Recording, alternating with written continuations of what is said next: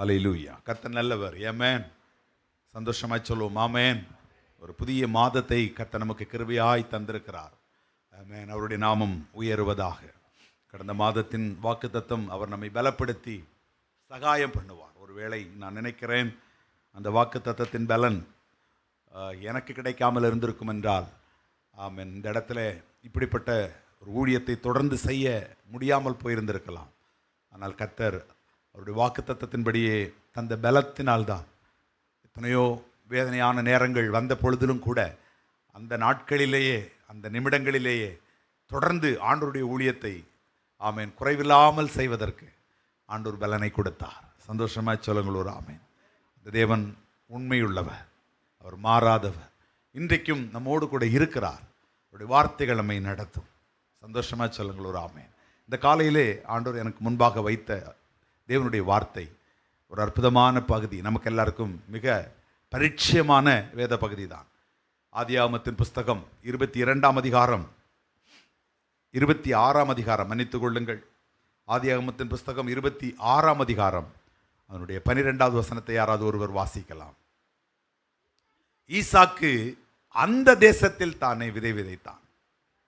கர்த்தர் அவனை ஆசீர்வதித்ததினால் அந்த வருஷத்தில் தானே 100 மடங்கு பலனடைந்தார். எல்லாரும் சேர்ந்து ஒரு ஆமென் சொல்லுங்க. அந்த தேசத்தில் விதைத்தான், அந்த வருஷத்தில் பலன் எடுத்தான். எல்லாரும் சேர்ந்து ஒரு ஆமென் சொல்லுங்க. எவ்வளவு அற்புதமா ஆண்டுடைய வார்த்தை. அந்த தேசத்தில் விதைத்தான், அந்த வருஷத்தில் பலன் எடுத்தான். அந்த பலன் எப்படிப்பட்ட பலனாக இருந்ததாம்? 100 மடங்கு பலன். ஒரு விதை விதைக்கும் போது 100 மடங்கெல்லாம் அசாதாரணமான ஒரு விளைச்சல் இல்லையா? எந்த ஒரு விவசாயத்தையும் கேளுங்க, ஒரு 2 மடங்கு 3 மடங்கு ஒரு விதையில பலன் பெறதே ஒரு பெரிய ஆச்சரியம். ஆனால் கர்த்தர் சொல்லுகிறார், ஈசாக்கு 2 மடங்கு 3 மடங்கு அல்ல, 100 மடங்கு கர்த்தர் அதை செய்தார். ஆண்டவர் மாத்திரம்தான் அப்படிப்பட்ட மிராக்கிளை, அற்புதத்தை நம்முடைய வாழ்க்கையில் செய்ய முடியும். ஒரு ஆமென் சொல்லுங்களேன். நீங்கள் எல்லாரும் விதைக்கிற மனிதர்கள் அல்ல, வேலை செய்கிற மக்கள். உங்களுக்கு வருஷத்தில் ஒரு முறை ஒரு இன்க்ரிமெண்ட் இருக்கும். நீங்கள் ஒரு கனவுல அப்படியே யோசித்து அது ஒரு 100 மடங்கு இன்க்ரிமெண்ட்டாக இருந்தால் எப்படி இருக்குன்னு யோசிச்சு பாருங்க பார்ப்போம். இப்போவே சொல்லுவீங்க நடக்கவே நடக்காது பாஸ்டர் அப்படின்னு தான் நம்ம சொல்லுவோம். ஆனால் ஆண்டோடைய வார்த்தை எப்படி இருக்கிறதாம்? ஆமென்றும் ஆமேன் என்றும் இருக்கிறதாம். எல்லாரும் சேர்ந்து சொல்லுங்கள் ஒரு ஆமேன். இந்த வசனத்தினுடைய பிற்பகுதியிலேயே அடுத்த 2 வசனத்திலேயே கர்த்தர் ஈசாக்கு கிட்ட அதை செய்து முடித்தார் என்பதை நமக்கு ஞாபகப்படுத்தி விடுகிறது. ஆமேன். அடுத்த 2 வசனத்தையும் வாசித்து பார்த்து விடுவோமா? அவன் ஐஸ்வர்யவானாகி வர வர விருத்தி அடைந்து மகா பெரியவனானான். அவனுக்கு ஆட்டு மந்தையும் மாட்டு மந்தையும் அநேக பணிவிடைக்காரரும் இருந்தபடியால் பெலிஸ்தியர் அவன் மீது பொறாமை கொள்ளுகிற அளவுக்கு கர்த்தர் வெறுமையான ஒரு மனுஷனை மேன்மையாக உயர்த்தினார். இந்த காலையிலே சொல்கிறேன், ஒருவேளை இந்த 6வது மாதம் கர்த்தர் நம்மை ஆசீர்வதிக்கிற ஒரு மாதமாய் நம்ம எடுத்துக்கொள்வோம். ஹல்லேலூயா. 6வது மாதம் கர்த்தர் நம்மை மேன்மைப்படுத்துகிற ஒரு மாதமாய் நம்ம எடுத்துக்கொள்ளலாம். 6வது மாதம் கர்த்தருடைய ஆசீர்வாதத்தினுடைய ஒரு துவக்கமான நாளாக நமக்கு இருப்பதாக, நாமும் ஈசாக்கை போல அந்த மகிமையான கர்த்தருடைய ஆசீர்வாதத்தை சுதந்திரிக்கிற ஒரு மக்களாய் கர்த்தர் நம்மை நிலைநிறுத்துவாராக. எல்லாரும் சொல்லுங்க ஒரு ஆமென். எல்லாருக்கும் 100 மடங்கா அப்படின்னு கேட்டால் இல்லை. Praise God. அதற்கு ஒரு ஓமை தான் புதிய ஏற்பாட்டில் நம்ம வரும் பொழுது மார்க்குவின் புஸ்தகம் 8ஆம் அதிகாரத்தில் நமக்கு 4ஆம் அதிகாரத்தில் நமக்கு அந்த பகுதிகளை நம்ம பார்க்குறோம். ஒரு மனிதன் விதை விதைக்கிறான். அது சிலது வழியருக விழுது, சிலது கற்பாறைகளில் விழுது, சிலது முட்கள் நிறைந்த இடத்துல விழுது. அங்கே எல்லாம் எந்த பலனுமே கிடையாது. ஒரு ஆமென் சொல்லுங்கள் பார்ப்போம். 1 மடங்கு கூட இல்லை. அதுதான் ரொம்ப ஆச்சரியமா இருக்கு. ஆனால் இன்னொரு 8வது வசனத்துக்கு நேராக நம்ம திரும்புகிற பொழுது நல்ல நிலத்தில் விதைக்குது. அப்போ நான் யோசித்தேன், நல்ல நிலத்தில் இல்லையா விதைக்குது, எல்லாமே 100 மடங்காக கொடுத்துருக்கணுமே அப்படின்னா இல்லை. ஆமீன். சிலது அது 30ஆக, ஆமீன், சிலது 60ஆக, சிலது 100ஆக. எல்லாரும் சேர்ந்து ஒரு ஆமீன் சொல்லுங்க. அப்போ அந்த பலனிலையும் வித்தியாசம் இருக்கு. அப்போ 100 மடங்கும் இருக்கத்தான் செய்கிறது, அதிலே மாற்றம் இல்லை. ஆனால் அது சில விதைகளுக்கு மாத்திரம்தான் அந்த மகிமை கிடக்கு. எல்லாரும் சேர்ந்து சொல்லுங்க ஒரு ஆமீன். இன்னைக்கு நான் சொல்லுகிறேன், 100 மடங்கு இல்லாமல் போகிறது இல்லை, அது நிச்சயமா இருக்கு. ஆனால் அது சில விதைகளுக்குத்தான் அந்த மகிமை. அந்த அதிகாரத்தினுடைய கீழே வரும் பொழுது என்ன எழுதுகிறார்? அந்த நிலம் என்பது நம்முடைய இருதயமாய் எழுதுகிறார். அந்த ஓமைக்குள்ள நம்ம போகலை, இருந்தாலும் உங்களுக்கு ஞாபகப்படுத்துகிறேன். அப்போ அந்த இருதயத்தின் அந்த தன்மையை பொறுத்து அந்த ஆசீர்வாதத்தினுடைய அளவுகோல் நிர்ணயிக்கப்படுகிறது. இன்னைக்கு நான் சொல்றேன், தேவனுடைய வார்த்தைகள் கடந்து வருகிற பொழுது நம்முடைய இருதயத்தினுடைய அந்த தன்மையோடு கூட சேர்ந்துதான் நம்முடைய ஆசீர்வாதங்களை நாம் தக்க வைக்கிறோம். அது ஒருவேளை 30 60 அல்லது 100 ஆகட்டும், நிச்சயமாய் நான் விசுவாசிக்கிறேன், ஈசாக்குக்கு கொடுத்த அந்த 100 மடங்கு பலனை கர்த்தர் விசேஷமாய் நம்முடைய திருச்சபைக்கு ஆண்டவர் தருவாராக. அல்லேலூயா. வெட்கப்பட்ட, வேதனைப்பட்ட, அவமானப்பட்ட அவன் இடத்திலேயே எப்படி அந்த 100 மடங்கு பலனை கர்த்தர் ஈசாக்குக்கு கொடுத்தாரோ, அதே போல நான் நிச்சயமாய் நம்புகிறேன், இப்பொழுது நாம் வெட்கப்பட்டிருக்கிற இந்த ஸ்தானத்தில், வேதனை அடைந்து நிற்கிற இந்த இடத்துல கர்த்தர் அப்படிப்பட்ட ஒரு 100 மடங்கான பலனை கர்த்தர் நமக்கு தந்து ஆசீர்வதிப்பாராக. அல்லேலூயா. அந்த 100 மடங்கு பலனை இந்த நாட்களில் நாம் பெற்றுக்கொள்வதற்கு எப்படிப்பட்ட ஒரு விசுவாசம் நமக்கு தேவை? ஒரு 3 காரியத்தை இந்த வேத பகுதியிலிருந்து சுருக்கமாக உங்களுக்காக சொல்லிட்டு நான் ஜெபிக்க போகிறேன். முதலாவது காரியம் என்னன்னா, வசனம் 12 யாராகலும் படியுங்கள். வசனம் 12.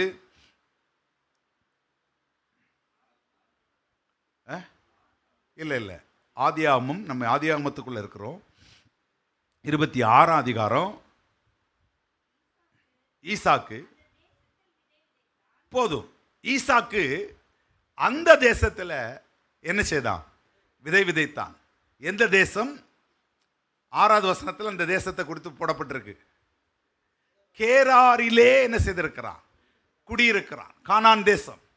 அப்போ அந்த தேசத்தில் இப்ப அந்த தேசத்தினுடைய நிலைமை என்ன? ஏமேன், கொடிய பஞ்சம். 1வது வசனம் அதை சொல்லுகிறது. வாசிங்கள். ஆபிரகாமின் நாட்களில் உண்டான பஞ்சத்தை அல்லாமல் பின்னும் ஒரு பஞ்சம் அந்த தேசத்திலே வந்திருக்கிறது. அதாவது கேரார் முதல் முழு கானானையும் சுற்றிலும் ஒரு கொடிய பஞ்சத்தின் காலம். ஏற்கனவே விதைக்கப்பட்ட எந்த விதையும் பலன் கொடுக்கவே இல்லை. அது தன்னுடைய பலனை கூட கொடுக்கல. ஏற்கனவே விதைக்கப்பட்ட விதையில் இருந்து ஒரு நன்மையும் வரல. ஹல்லேலூயா. அப்படி முழுக்க தேசம் பஞ்சத்தில் மூழ்கி கிடக்கிற ஒரு காலம். மனிதர்கள் தங்கள் ஜீவனை காப்பாற்றிக் கொள்வதற்கு அல்லது தங்களுடைய பஞ்சத்தை பிழைப்பதற்கு அருகாமையில் உள்ள அண்டை தேசங்களுக்கு ஓடி போய்கொண்டிருக்கிற ஓடி போக எண்ணுகிற ஒரு காலம். ஆனால் அந்த தேசத்திலேயே விதை விதைப்பதற்கு என்ன காரணம்? அந்த 2வது வசனத்தை இப்ப வாசித்து பாருங்கள். கர்த்தர் ஈசாக்குக்கு தரிசனமாகி சொன்னார், நீ இந்த உலகம் போகிறது போல வழியை தேடாத. மற்றவர்கள் பஞ்சம் பிழைப்பதற்காக அவர்கள் செய்கிறது போல உள்ள காரியத்தை நீ செய்ய வேண்டாம். எந்த தேசத்தில் பஞ்சமோ, எந்த தேசத்தில் விதைகள் பாழாக்கப்பட்டு கிடக்கிறதோ, எந்த தேசத்தில் இப்பொழுது ஒரு நன்மையும் நீ பார்க்காமல் இருக்கிறாயோ, அதே இடத்துல நீ இரு. நான் உன்னை ஆசீர்வதிப்பேன், நான் உன்னை உயர்த்துவேன் என்று கர்த்தர் சொன்னார். முதலாவது அவன் கர்த்தரை நம்பினான். எல்லாரும் சேர்ந்து ஒரு ஆமென் சொல்லுங்க. அந்த வார்த்தைகளை நம்பினான். அதனாலதான் கர்த்தரை அவன் நம்பினதுனாலதான் கர்த்தருடைய வார்த்தை சொல்லுகிறது, அந்த தேசத்தில் தானே, வசனம் 12, அந்த தேசத்தில் தானே அவன் விதை விதைத்தான். கர்த்தர் 100 மடங்காய் அவனை ஆசீர்வதித்தார். அல்லேலூயா. நான் சொல்றேன், சில நேரத்தில் நம்பிக்கைக்கு ஏதுவில்லாத ஒரு இடத்துலையும் நம்பிக்கைக்கு உரியவராகிய ஆண்டவரை பிடிச்சிட்டு உங்களுடைய விசுவாச வாழ்க்கையில் நீங்கள் விதைகளை விதைப்பீங்கன்னா ஆண்டவர் அதை 100 மடங்காய் உங்களுக்கு கொடுப்பார். அல்லேலூயா. இதே சம்பவத்தை தான் பேதுருடைய வாழ்க்கையில் ஆண்டவர் செய்கிறார். நமக்கு எல்லாருக்கும் தெரியும். முழுவதும் பிரயாசப்படுகிறான், ஒன்று கூட அவனுக்கு கிடைக்கல. ஆனால் பேதுருட்ட ஆண்டவர் சொல்றாரு, நீ ஆழத்திலே உன் வலையை என்ன செய்டு? போடு. நிச்சயமாக நான் நம்புகிறேன், ஏதோ கரையில் போய் ஒரு சின்ன ஒரு வஸ்திரத்தை எடுத்துட்டோ அல்லது ஒரு துண்டை எடுத்துட்டோ மீன் பிடிக்கிறவன் அல்ல. அநேக ஆழங்களை பார்த்தவன் தான். அந்த ஆழங்கள் எல்லாம் அவனுக்கு தோல்விகளைத்தான் தந்தது, வெறுமையைத்தான் கொடுத்தது, வேதனையைத்தான் கொடுத்திருக்கும். ஆனால் ஆண்டவருடைய வார்த்தையின்படி அதே ஆழங்களுக்குள் அவன் இறங்குகிறான். அநேகர் வந்து உதவி செய்யத்தக்கதாக, அநேகருடைய உதவி அவனுக்கு தேவைப்படுகிற அளவுக்கு ஒன்றுமில்லாத இடத்துல இருந்த அந்த மனுஷனை ஆண்டவர் நிரம்பி வழியத்தக்கதான ஒரு மனிதனாய் ஒரு நிமிடத்திலேயே அவர் மாற்றி விடுகிறார். அந்த நாளிலேயே மாற்றி விடுகிறார். இதுதான் தேவன் நமக்காய் செய்கிற மகிமையான செயல். விசுவாசிக்கிறவர்கள் மாத்திரம் ஆமென் சொன்னால் போதும். ஒரு ஆமென் சொல்லுங்கள் பார்ப்போம். இன்னைக்கு நான் சொல்றேன், நிறைய பேருக்கு நிறைய நம்பிக்கைகள் இருக்கலாம். ஆனால் நம்முடைய வாழ்க்கையின் நம்பிக்கைகள் எல்லாம் அற்று போகிற ஒரு நேரத்திலும் கர்த்தரை நீங்கள் நம்புவீர்கள் என்றால் ஆண்டவர் சொல்லுகிற வாசனம், நீங்கள் நிறைவான பலனை நீங்கள் பார்ப்பீர்கள். ஹல்லேலூயா. ரூத்தினுடைய வாழ்க்கை நமக்கு அதற்கு ஒரு அற்புதமான சாட்சி. அந்த மாமியார் சொல்லுகிறார், ஒரு நன்மையும் இல்லை, ஒரு ஆசீர்வாதமும் இல்லை. என் வயிற்றில் இன்னொரு குழந்தை பிறந்து அது வளர்வதற்கு நீ காத்திருக்க முடியாது. நீ தயவு செய்து உன் குடும்பத்தோடு போய்விடு, நீ தயவு செய்து உன் சகோதரியோடு கூட நீ கடந்து போய்விடு என்று அவளை வழி அனுப்ப முற்பட்ட நேரத்திலும் அவள் சொன்னாள், இல்லை இல்லை, உம்முடைய தேவன் என்னுடைய தேவன். ஹல்லேலூயா. அந்த ஆண்டவரைத்தான் அவள் முதலாவது நம்பினாள். அந்த ஆண்டவருடைய செய்கைகளை அவள் நம்பினாள். நான் நிச்சயமாய் நம்புகிறேன், அந்த ஆண்டவரை பற்றி அவளுக்கு எதுவும் பெரிதாய் தெரிந்திருக்க வாய்ப்பில்லை. ஆனாலும் நகோமி நிச்சயமாய் அந்த ஆண்டவரை பற்றி என்றைக்கு அவளோடு பேசியிருப்பாள். அந்த பேசின அந்த வார்த்தையின் மேல் அவள் நம்பிக்கை வைக்கிறாள். அவள் சொல்லுகிறாள், உம்முடைய ஆண்டவர் என்னுடைய ஆண்டவர், நீ மரிக்கிற இடத்திலே நானும் என்ன செய்வேன், மரிப்பேன். ஆனாலும் அந்த போபாஸ் இடத்துல வரும்பொழுது போபாஸ் சொல்லுகிறான், என்னிடத்தில் நீ வந்து விட்டாய், அதனால் உனக்கு நான் ஆசீர்வாதத்தை தருவேன், உனக்கு நன்மையை தருவேன் என்று போபாஸ் சொல்லவில்லை. போபாஸ் அற்புதமாய் சொல்லுகிறான், நீ என்னிடத்துக்கு அல்ல வந்தாய், இஸ்ரவேலின் தேவனிடத்துக்கு வந்தாய். இஸ்ரவேலின் தேவனிடத்துக்கு வந்த உனக்கு அவராலே நன்மை உண்டாகும் என்று சொல்லுகிற அளவுக்கு கர்த்தர் ரூத்தினுடைய வாழ்க்கையை தலைகீழாய் புரட்டி போட்டு விடுகிறார். ஒரு நன்மைக்கும் வழி இல்லாத இடத்திலே ஆண்டவர் நன்மையின் துவக்கமாக மாற்றுகிறார். இந்த காலை வேளையில் விசுவாசியுங்கள், கர்த்தரை நம்புகிறவனோ செழிப்பான். கர்த்தரை அவன் நம்பினான். ஆண்டவர் அவங்ககிட்ட பேசினார், இந்த பார்ப்பா, நீ போகாத, நீ பஞ்சம் பிழைக்கிறதுக்கெல்லாம் வேறு வழியை தேடாத. நீ நிற்கிற இடம் ஒருவேளை இன்னைக்கு வெறுமையாக்கப்பட்ட இடமாக இருக்கலாம், ஆனாலும் உன்னை நான் ஆசீர்வதிப்பேன் அப்படின்னு சொன்னது நிமித்தம் கர்த்தரை நம்பின அந்த ஈசாக்கு விதை விதைத்த பொழுது நான் நிச்சயமாய் நம்புகிறேன், கர்த்தர் அவனை 100 மடங்காய் ஆசீர்வதித்தார். 42ஆம் சங்கீதத்தை நீங்கள் வீடுகளிலே போய் படித்து பாருங்கள். அது கோராகின் புத்திரர்கள் எழுதின ஒரு அற்புதமான சங்கீதம். ஆமென். கோராகின் புத்திரர்கள் எழுதின நேரத்தை பற்றி அதை படிச்சிங்கன்னா ரொம்ப வேதனையான ஒரு நேரம். குறிப்பாய் ராஜாவாக இருந்த அந்த தாவீதுக்கு நடந்த அந்த சம்பவங்கள் கோராரின் புத்திரரின் இருதயத்தை உடைக்கிறது. சொந்த பிள்ளையால் தாவீது அரண்மனையை விட்டு ஓடுகிற நேரத்தில் கோராரின் மனுஷர் என்ன, தாவீது அநேக பாடல்களை எழுதி இந்த கோராகின் புத்திரர்கள் கிட்ட தான் கொடுத்தான். இப்போ கோராகின் புத்திரர்கள் இந்த சங்கீதத்தை அவங்க எழுதுறாங்க. ஐயோ, மானானது நீரோடையை வாஞ்சித்து கதறுவது போல தேவனே எங்கள் ஆத்துமா வாஞ்சித்து கதறுகிறது. அப்படிப்பட்ட ஒரு தவிப்போடு கண்ணீரோடு எழுதுகிற பொழுதிலும் அந்த 2 முறை திரும்ப திரும்ப அவர்கள் எழுதுவார்கள், என் நெஞ்சமே நீ ஏன் பயப்படுகிறாய், நீ ஏன் அஞ்சுகிறாய், கர்த்தரை நோக்கி அமர்ந்திரு, ஆமென், அவரே காரியங்களை வாய்க்க பண்ணுவார் என்ற அந்த நம்பிக்கையோடு கூட அந்த கோராகின் புத்திரர்கள் அந்த சங்கீதத்தை நிறைவு செய்கிறார்கள். யோசித்து பாருங்கள். ஆமென். வெறுமையாய் போன தாவீது, உடைக்கப்பட்டு போன தாவீது, ஆமென், அழுது கொண்டு, ஆமென், ஜனங்கள் அழுது கொண்டு தன் வழியிலே போடுவதற்கு பாதரட்சைகளை கூட மறந்து போய் அப்படிப்பட்ட வெறும் காலோடு நடந்த தாவீது திரும்ப வரும் பொழுது வெற்றியோடும் ஜெயத்தோடும் மகிழ்ச்சியோடும் புறப்பட்டது போல அவரை நம்பியிருந்த பிள்ளைகளுக்கு அவரே பலனாய் மாறுவார். விசுவாசிக்கிறீங்களா? நான் நிச்சயமாக நம்புகிறேன். கர்த்தர் இந்த மாதம் நமக்கு பலன் கொடுக்கிற ஒரு மாதம். அந்த பலன் 100 பலனாய் இருக்க போகிற மாதம். ஏன்னா ஈசாக்கு கர்த்தரை நம்பினான், அவரை நம்பினார்கள். இன்றைக்கு நான் நிச்சயமாய் சொல்கிறேன், நம்பின அவர்களை அவர் கைவிடவே இல்லையா. நம்முடைய பிதாக்கள் கர்த்தரை என்ன செய்தார்கள்? நம்பினார்கள். நம்பின அவர்களை கர்த்தர் கைவிடவில்லை. இந்த காலை வேளையிலே சொல்லுகிறேன், நம்பிக்கைக்கு ஏதுவில்லாத இடத்துல தான் நம்ம இருக்கிறோம். ஆனாலும் தேவனுடைய வார்த்தை வருகிறது, ஈசாக்கு விதை அந்த தேசத்தில் விதை விதைத்தான், அந்த வருஷத்தில் தானே கர்த்தர் அவனை 100 மடங்கு என்ன செய்தார்? ஆசீர்வதித்ததை போல கர்த்தரை நம்புகிற உங்களையும் குடும்பங்களையும் கர்த்தர் 100 மடங்காய் ஆசீர்வதிப்பார். 2வது காரியம், அந்த 3வது வசனத்தை யாராகிலும் படியுங்கள். இந்த தேசத்திலே வாசம் பண்ணு, நான் உன்னோடு கூட இருப்பேன், உன்னை ஆசீர்வதிப்பேன். போதும். தேவன் அவனுக்கு ஒரு வார்த்தையை கொடுக்கிறார். தேவனுடைய வார்த்தை பாருங்கள், கர்த்தருடைய வார்த்தை. இந்த தேசத்தில் இரு. முதல்ல ஆண்டவரை நம்புறான், ரெண்டாவது ஆண்டவருடைய வார்த்தையை நம்புறான். எல்லாரும் சொல்லுங்க ஒரு ஆமென். ஏறத்தாழ ரெண்டும் ஒண்ணுதான், ஆனா கொஞ்சம் வித்தியாசப்படுத்தி நம்ம பார்ப்போம். ஆண்டவரை நம்புறதின் அடையாளம் எதுன்னு கேட்டீங்கன்னா ஆண்டவருடைய வார்த்தையை நம்புறது தான். Praise God. நான் ஆண்டவர் மேல் நம்பிக்கை வச்சிருக்கிறேங்கிறதுனுடைய ஒரு பொருள் எங்க இருக்குன்னு கேட்டீங்கன்னா அவருடைய வார்த்தையை நம்புறதுல தான் இருக்கு.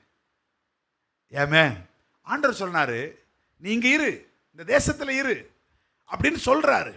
இப்போ அந்த தேவனுடைய வார்த்தையையும் ஆண்டவரை எப்படி நம்புகிறானோ அதே போல தேவனுடைய வார்த்தையை நம்புகிறான். இந்த காலவேளையிலே சொல்லுகிறேன், நமக்கு ஆண்டவரை நம் முழுமையாய் நம்பிக்கொண்டிருக்கிற ஜனம், ஆனா ஆண்டவருடைய வார்த்தையை நம்ம எவ்வளவா நம்புறோம்? இன்னைக்கு இந்த காலையில தேவனுடைய வார்த்தையின் மேல் உங்களுக்கு நம்பிக்கை இருக்கும் என்றால் கர்த்தர் உங்கள் வாழ்க்கையை 100 மடங்காய் நிச்சயமாய் ஆசீர்வதிப்பார். ராமன் சொல்லுங்களேன். யாருக்கு இந்த நம்பிக்கை வருமாம்? சங்கீதங்களின் புஸ்தகம் 9ஆம் சங்கீதம் அவருடைய 10வது வசனத்தை நீங்கள் வாசித்து பார்ப்பீர்கள் என்றால், சங்கீதங்களின் புஸ்தகம் 9வது சங்கீதம் அவருடைய 10வது வசனத்தை வாசித்து பாருங்கள். கர்த்தாவே, உம்மை தேடுகிற உங்களை நீங்க கைவிட மாட்டீங்க, ஆதலால் உம்முடைய நாமத்தை அறிந்தவர்கள் உம்மை நம்பி இருப்பார்கள். ராமன் சொல்லுங்களேன். அப்ப யார் அவரை நம்பி இருப்பாங்க? அவருடைய நாமத்தை அறிந்தவங்க. எல்லாரும் சொல்லுங்க ஒரு ஆமென். அவருடைய நாமம் என்ன? வெளிப்படுத்தின விசேஷம் 19ஆம் அதிகாரம் 13வது வசனம் சொல்லுது. ஆமென். வெளிப்படுத்தின விசேஷம் 19ஆம் அதிகாரம் 13வது வசனத்தை நீங்கள் வாசித்து பாருங்கள். இரத்தத்தில் தோய்க்கப்பட்ட வஸ்திரத்தை ஒரு மனிதர் தரித்திருக்கிறார். அவருடைய நாமம் தேவனுடைய வார்த்தை என்பது. அப்ப தேவனுடைய வார்த்தையை நம்பி இருக்கிற ஒரு மனிதன் தேவனை நம்பி இருப்பான். எல்லாரும் சேர்ந்து ஒரு ஆமென் சொல்லுங்க. இப்போ வார்த்தையில தான் முதல்ல நம்முடைய நம்பிக்கை துவங்க வேண்டும். அந்த துவக்கத்தை ஆண்டவர் எப்படி பார்க்கிறார்னா, அவரை நீங்கள் நம்புவதற்கு ஈடாக கர்த்தர் பார்க்கிறார். அப்படி ஒரு மனிதன், அதனாலதான் என் நாமத்தை அவன் அறிந்திருக்கிறபடினால் என்று 99ஆம் சங்கீதத்தில் வாசிக்கிறோம். இன்னைக்கு அந்த மேலான நாமம் வேறு ஒன்றும் கிடையாது, அவருடைய வார்த்தை தான். அந்த வார்த்தையை நம்பி இருங்கள். நிச்சயமாக ஆண்டவர் உங்களுக்கு 100 மடங்கான பலனை கொடுப்பார். ஹல்லேலூயா, ஹல்லேலூயா. அப்படி சாமுவேலுக்கு சொல்லப்படும் சொல்கிறார், நான் ஏலிக்கு ஒரு வார்த்தையை கொடுத்துட்டாரு, ஆனால் கொடுத்துட்டு ஆண்டவரே பரிதாபப்படுகிறார், நான் ஏலிக்கு கொடுத்த வார்த்தை தூரமாகட்டும். ஆனால் நான் ஆண்டவர் இன்னொரு வார்த்தையை சொல்கிறாரு, நான் சாமுவேலுக்கும் கொடுத்தேன் அதே வார்த்தையை, அதில் ஒன்றை கூட நான் என்ன செய்ய மாட்டேன், கீழே விட மாட்டேன். 2 பேரும் சமகாலத்தில் இருந்த வரிதர்கள் தான். ஆமென். ஏலிக்கின் கையின் கீழ் வளர்ந்தவர்கள் தான் சாமுவேல், நமக்கு தெரியும். ஆனால் ஆண்டவர் சொல்கிறாரு, 2 பேருக்கும் நான் வார்த்தையை கொடுத்தேன், ஆனால் ஏலிக்கு நான் கொடுத்த வார்த்தை தூரமாகட்டும், ஆனால் சாமுவேல் கொடுத்ததில் ஒன்றை கூட நான் கிளப்ப மாட்டேன். இப்போ ஆண்டவர் அந்த வார்த்தைகளை நமக்கு எல்லாருக்கும் கொடுத்தாலும் அந்த வார்த்தைகளை வார்த்தைகளின் படியான பலனை உங்களுக்குள்ளே கொண்டு வந்து சேர்ப்பதும் இல்லாட்டா அதை தூரப்படுத்துகிறதுக்கும் அவருக்கு அதிகாரம் இருக்குது. எத்தனை பேர் இதை புரிந்து கொள்கிறீர்கள்? இத்தனை வார்த்தைகளை கேட்குறோம், ஆனால் தரையில் விழுந்து போச்சே அப்படின்னு நம்ம நினைக்கிறோன்னா ஏலியை போல் நம்ம திரும்பி வரணும். சந்தோஷமாக ஒரு ஆமென் சொல்லுங்களேன். ஹல்லேலூயா. ஏலியின் நாட்களில் வேதம் சொல்கிறது, தேவனுடைய வார்த்தை அபூர்வமாய் மாறிற்று, கர்த்தர் தூரப்படுத்தி விட்டார். ஆமென். வசனங்கள் தூரப்பட்டு போனது. ஹல்லேலூயா. ஆனால் சாமுவேலுக்கு சொல்லுகிறார், ஒன்றை கூட நான் என்ன செய்ய மாட்டேன், ஒன்றை கூட கிளவிட மாட்டேன். இன்னைக்கு நம்ம விசுவாசிப்போம், இந்த மாதம் அவர் நம்மோடு கூட பேசுகிற அவருடைய வார்த்தையில் ஒன்று கூட தரையில் விழுந்து விடாமல், கீழே விழுந்து விடாமல் நம்மை அவர் நடத்துவார். அவருடைய வார்த்தைகளுக்கு அந்த பலன் இருக்கிறது. ஆண்டவர் சொல்கிறார், என் வார்த்தை அது வெறுமையாய் என்னிடத்துக்கு திரும்பாது, நான் விரும்பினதை அது செய்து அது என்னிடத்துக்கு திரும்பும். அப்படிப்பட்ட மகிமையின் வார்த்தையின் மேல் நம்பிக்கை வைக்கிற உங்களுக்கு ஆண்டவர் 100 பலனை கர்த்தர் கொடுத்து நடத்துவாராக. முதலாவது, அவன் கர்த்தரை நம்பினான். இரண்டாவது, அவன் கர்த்தருடைய வார்த்தைகளை நம்பினான். மூன்றாவது காரியத்தை சொல்லி முடிக்கிறேன். 4வது வசனத்தில் நம்ம எழுதப்பட்டிருக்கிறது, ஆண்டவர் அவங்ககிட்ட பேசுறாரு, ஏப்பா ஆபிரகாம் என் சொல்லுக்கு கீழ்ப்படிஞ்சு நடந்தான், என் பிரமாணங்களை எல்லாம் கை கொண்டான். இது அதை சொல்றாரு, அதை இவனுக்கு உணர்த்துறாரு ஈசா கிட்ட. ஆபிரகாம் என் கற்பனை கீழ்ப்படிஞ்சு, என் சொல்லுக்கு கீழ்ப்படிஞ்சு, என்னுடைய பிரமாணங்கள் எல்லாம் கடைப்பிடிச்சு நடந்தான். ஆமாம். அடுத்து என்ன சொல்றாருன்னா, நான் அவனுக்கு ஒரு வாக்கு தத்தத்தை கொடுத்தேன். நல்லா கவனிங்க, உன்னுடைய தகப்பனுக்கு நான் ஒரு வாக்கு தத்தத்தை கொடுத்தேன். ஹல்லேலூயா. உன் சந்ததிகளை நான் என்ன செய்வேன், உன் சந்ததியை, ஆபிரகாமின் சந்ததி கிட்ட தான் இப்போ பேசுகிறாரு கர்த்தர். நான் வாக்கு தத்தத்தை யாருக்கு கொடுத்தேன்? உனக்கு இல்லை, உங்கள் அப்பாகிட்டே கொடுத்துட்டேன். அவன் என் பிரமாணத்துக்கு கீழ்ப்படிஞ்சு நடந்தான். இப்போ அந்த வாக்கு தத்தத்தை உனக்கு ஞாபகப்படுத்துகிறேன்.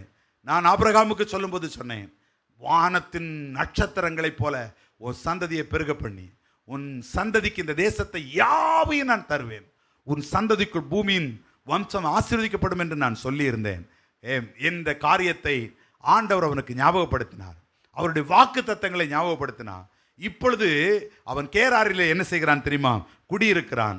அடுத்து வேதம் சொல்லுது, ஆண்டவருடைய வாக்கு தத்தத்தை நம்பினவன் அதனால தான் விதைக்க ஆரம்பித்தான். எத்தனை பேருக்கு புரியுது? அந்த தேசத்தில் தானே அவன் விதைப்பதற்கு என்ன காரணம்னா, அவன் பார்த்தான், என் தகப்பனுக்கு சொன்ன வாக்கு தத்தத்தை ஆண்டவர் என்னுடைய வாழ்க்கையிலையும் என்ன செய்வார், நிறைவேற்றுவார் என்று தேவனுடைய வாக்கு தத்தங்களின் மேலும் விசுவாசம் வைத்தான். எத்தனை பேருக்கு புரிகிறது? எல்லாமே ஒன்று தான். அன்னைக்கு நம்ம பார்த்த விஷயங்கள் எல்லாமே ஒரே ஒரு நேர்கோட்டில் தான் போகுது. ஆனால் கொஞ்சம் வேறுபடுத்தி நம்ம பார்க்குறோம், அவ்வளோதான். முதலாவது கர்த்தரில் அவன் விசுவாசம் வைத்தான். ரெண்டாவது கர்த்தருடைய வார்த்தைக்கு மேல் அவனுக்கு விசுவாசம் இருந்தது. மூன்றாவது கர்த்தருடைய வாக்கு தத்தங்களின் மேல் அவனுக்கு என்ன இருந்துச்சு? விசுவாசம் இருந்துச்சு. எல்லாரும் சேர்ந்து சொல்லுங்க ஆமென். ஹல்லேலூயா. இன்னைக்கு ஆமென். ஒரு பிடி வார்கோதுமை ஒரு சேக்கலுக்கும் இல்லையா விற்கப்படும் என்று சொன்ன பொழுது அந்த யுத்த களத்திலே இருந்த பிரதானிகள் சொன்னார்கள், வானத்தின் பலகணிகளை ஒரு வேளை கர்த்தர் திறந்தா கூட இது நடக்குமா அப்படின்னு சொல்லப்போ தீர்க்கதரிசி சொன்னா, நீங்கள் பார்ப்பீங்க சாப்பிட மாட்டீங்கன்னு. ஆனால் அந்த ராத்திரியிலேயே அது நடந்துச்சு. எல்லாரும் சேர்ந்து ஒரு ஆமேன்னு சொல்லுங்கள். அதனால தான் கொரிந்தியரில் வாசிக்கிறோம், அவருடைய வாக்கு தத்தங்கள் எல்லாம் ஆமென்றும் ஆமேன் என்றும் இருக்கிறது. ஹல்லேலூயா. நிச்சயமாய் சொல்லுகிறேன், அவருடைய வாக்கு தத்தங்களின் மேல் நமக்கு நம்பிக்கை இருக்கட்டும். நான் நம்புகிறேன், சின்னவன் 1000 சிறியவன் பலத்த ஜாதியுமாவான். இந்த வாக்கு தத்தங்கள் மாத்திரம் அன்னைக்கு என்னை பலப்படுத்தாமல் இருந்திருக்குமானா நிச்சயமாக இன்னைக்கு இப்படிப்பட்ட இடத்துல நான் நின்றிருக்க மாட்டேன். இப்பொழுதும் நாம் சின்னவர்களாய்த்தான் இருக்கிறோம். ஒரு ஆமென் சொல்லுங்கள். ஆனாலும் எனக்கு இன்னும் ஒரு பெரிய நம்பிக்கை, அவருடைய வாக்கு தத்தங்கள் ஆண்டவர் நிறைவேற்றுவார். அவருடைய வாக்கு தத்தங்கள் நிச்சயமாக நிறைவேறும். அவைகள் ஒன்றும் கீழே விழுந்து போகாது. எபிரேயர் 10ஆம் அதிகாரத்தின் 23வது வசனத்தில் சொல்லப்பட்டிருக்கிற ஒரு அற்புதமான வார்த்தை, வாக்கு தத்தங்கள் அல்ல, அந்த வாக்கு தத்தம் செய்தவர் உண்மையுள்ளவராயிருக்கிறாராம். ஆமென். பிலேயாமுக்கு சொல்லும்போது சொன்னார், பொய் சொல்வதற்கு ஒரு மனிதன் அல்ல, மனம் மாறுவதற்கு ஒரு மனுபுத்திரன் அல்ல. அவர் சொல்லியும் செய்யாதிருப்பாரோ, அவர் வசனித்தும் நிறைவேற்றாதிருப்பாரோ. கட்டாயமா சொல்றேன், வாக்கு தத்தங்கள் எவ்வளவு முக்கியமோ அதுக்கு வாக்கு தத்தம் கொடுத்தவங்க அவ்வளவு முக்கியம். ஆமே. அந்த வாக்கு தத்தம் கொடுத்தவர் உண்மையுள்ளவராக இருக்கிறதுனால, அந்த வாக்கு தத்தங்களை அவன் நம்பினதுனால அந்த தேசத்தில் தானே அவன் விதைத்தான். கர்த்தர் அவனை 100 மடங்கு என்ன செய்தார்? ஆசீர்வதித்தார். ஒரு வேளை இன்றைக்கும் பஞ்ச காலத்தில் இருப்பதை போல வெறுமையான ஒரு இடத்துல நீங்கள் இருக்கலாம். அல்லாவிட்டால் ஏற்கனவே விதைத்த விதைக்கான பலன் முற்றிலுமாக உங்கள் கைக்கு வராத ஒரு இடத்தில் நீங்கள் இருக்கலாம். இல்லாவிட்டால் உங்களோடு கூட இருக்கிற மக்கள் ஆசீர்வாதங்களையும் நன்மைகளுக்கான வழிகளை தேடிக்கொண்டு அல்லது வேறு வழிகளை சிந்தித்து கொண்டிருக்கிற இடத்துல இருக்கலாம். கர்த்தர் உங்களுக்கு சொல்லுகிறார், முதலாவது அவரை நம்புங்கள், ரெண்டாவது அவருடைய வார்த்தையை நம்புங்கள், மூன்றாவது அவருடைய வாக்கு தத்தத்தை நம்புங்கள். அந்த தேசத்திலே நீங்கள் விதையுங்கள், கர்த்தர் வைத்த இடத்திலே நீங்கள் நெல்லுங்கள். கர்த்தர் இன்றைக்கு உங்களுக்கு சொல்லுகிறார், ஆமேன். அந்த வருஷத்தில், இது நாட்கள் அதிகமாய் நீண்டு போகிற காரியம் அல்ல. ஆமேன். ஆபிரகாமுக்கு சொல்ல வாக்கு தத்தங்கள் நிறைவேறுவதற்கு 25 ஆண்டுகள் ஆயிற்று. ஆனால் ஈசாக்குக்கு சொன்ன வாக்கு தத்தங்கள் நிறைவேறுவதற்கு ஒரே ஆண்டு தான் ஆயிற்று. ஒருவேளை இன்றைக்கு நீங்கள் விசுவாசித்தால் ஒரே நாளில் கூட அதை அவர் செய்து முடிக்க முடியும். கர்த்தர் இந்த மாதம் அப்படிப்பட்ட ஒரு ஆசீர்வாதத்தின் ஒரு துவக்கமாய் மாற்றி நாம் அறியாத வழிகளிலிருந்து ஆண்டவர் நமக்கு நன்மைகளை காண செய்து ஈசாக்கு வர வர விருத்தி அடைந்து ஆமீன் எப்படி பெரிய மனிதனாய் மாற்றினாரோ அப்படி விருத்தி அடைய செய்து நான் சொல்கிறேன், அநேகர் பொறாமைப்படுகிற அளவுக்கு கர்த்தர் உங்களை மாற்றி கனப்படுத்துவாராக. கர்த்தர் உங்களை ஆசீர்வதிப்பாராக. அவருடைய வாக்கு தத்தங்களின் நன்மைகளினால் ஆண்டவர் உங்களை நிறைத்தருளுவாராக. ஜெபம் பண்ணுவோம், எழுப்பி நிற்போம். ஹல்லேலூயா. Thank you Lord. எல்லாரும் சந்தோஷமாக ஹல்லேலூயா ஹல்லேலூயா ஹல்லேலூயா. வாக்குத்தத்தம் செய்த கர்த்தரே, வாக்குமாறா உண்மை நாதரே, வாக்குத்தத்தம் செய்த கர்த்தரே, வாக்குமாறா உண்மை நாதரே, உங்க வாக்க நம்பி வந்து நிற்கிறோம், வல்ல ஆவி மாறி ஊற்றுமே. சொல்லுங்க, வாக்க நம்பி வந்து நிற்கிறோம், வல்ல வல்ல ஆவி மாறி ஊற்றுமே. எல்லாருமா உங்க வாக்க நம்பி வந்து நிற்கிறோ. வல்ல ஆவி மாறி ஊற்றுமே. உங்க வாக்க நம்பி வந்து நிற்கிறோ. வல்ல ஆவி மாறி ஊற்றுமே. தேவனே தேவனே நீர் பெரியவர் பெரியவர். தேவனே நீர் வல்லவர்.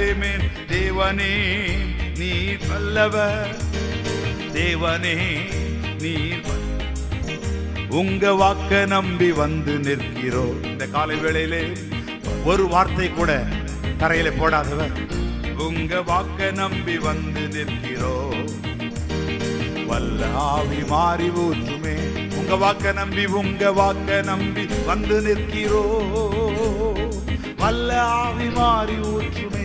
இயேசுவே உங்க வாக்க நம்பி வந்து நிற்கிறோம். வல்ல ஆவி மாறி இயேசுவே. சர்வ வல்ல தகப்பனே, ஈசாக்கு அந்த தேசத்தில் விதைத்தான். அந்த வருஷத்தில் தானே 100 மடங்காய் ஆசீர்வதித்தீர்.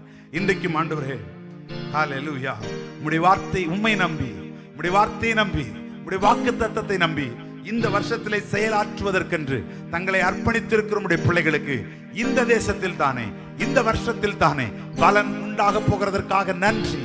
உம்முடைய வார்த்தைகள் அப்படியே செய்து முடிக்க போகிறதற்காக நன்றி. 100 மடங்காய் என் பிள்ளைகளை நீர் ஆசீர்வதித்து விட்டதற்காக நன்றி. இந்த திருச்சபையும் அப்படியே உம்முடைய ஆசீர்வாதத்தில் நடத்தி விட்டதற்காக நன்றி. மகிமையான ஒரு நடத்துதலை எனக்கும் எங்களுக்கும் தார். வர முடியாத பிள்ளைகள் அவர்களுக்கும் தார். ஆண்டவரே, இந்த சபையை கர்த்தர் நிறைவாய் நடத்துகிறதற்காக நன்றி. எல்லா துதியும் கனமும் மகிமையும் உமக்கு தருகிறோம். இயேசு கிறிஸ்துவின் உண்மையுள்ள நாமத்தில் பிதாவே. என் ஆத்துமாவே கர்த்தரை ஸ்தோத்திரி. என் முழுவதுமே பரிசுத்த நாமத்தை ஸ்தோத்திரி. என் ஆத்துமாவே கர்த்தரை ஸ்தோத்திரி. அவர் செய்த சகல உபகாரங்களை ஆண்டவராகிய இயேசுவின் கிருபை, பிதாவாகிய தேவனுடைய அன்பு, பரிசுத்தாவினுடைய அன்பின் ஐக்கியம், சமாதானம் கேட்ட வசனத்தின் மூலமாய் நம்முடைய வாழ்வை நிரப்பி நடத்துவதாக நீங்கள் சொல்லுங்களாமே. May God bless you all. Amen.